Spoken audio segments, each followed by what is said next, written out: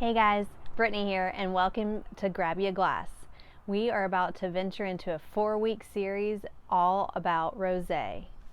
So a couple weeks back we featured an orange wine where I talked about the color coming from leaving the skins on white grape varietals to give it that longer time macerating and give it that orange color. Rosé is made in the exact opposite way. They are red varietals where the skins have been removed, and that gives it that lighter red color or the pink hues that you get from rosé wine.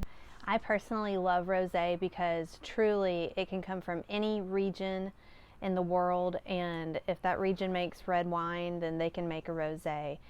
With that being said, that means that there's so many different styles of rosé, and you can get different types just based on varietal or region or soil. So it's really a fun category.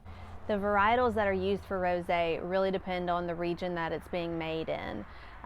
If you have domestic rosés, typically they're Pinot Noir out of California or Oregon. French rosés typically are Syrah, Grenache, and Cinsault based.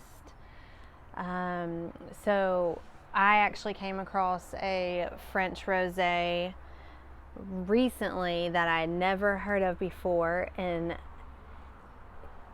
Tibouren is the actual varietal, and this winery, Clos, Cibonne, is known for keeping Tibouren alive as a varietal. It's a apparently one of those that is native to Côte de Provence, but is not very well known. So I, right off the bat, appreciated that this was a rosé of a variety that I've honestly never heard of, and I was really excited to dive into that and see what that held taste-wise. So we're gonna go ahead and break into this bottle because this thing is sweating like a whore in church. We are in the South here, and no, this didn't come out of an ice bath. It's just hot and humid down here. So let's get to it and start opening it up. All right, I got that cork out of there. It's ready to go. But before I pour it, I wanted to talk about French wine labels.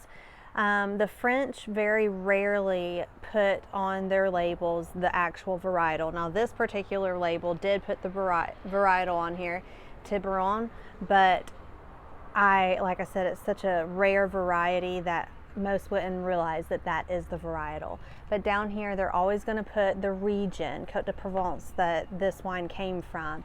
It's always going to have the vineyard or the winery right there on the label. So let's go ahead and get pouring. I've got a little helper here today. She's got my glass. Can you say hi? Hi! Oh, you're going to hold it for me? Okay. All right. Thank you, ma'am. Yes, your whole glass. Thank you so much. So right there, we got a very nice, pretty pale pink color. The thing that stood out about this is oh, it's so pretty. Just different. That variety is just something that I've never had before, so I was really excited to give it a try.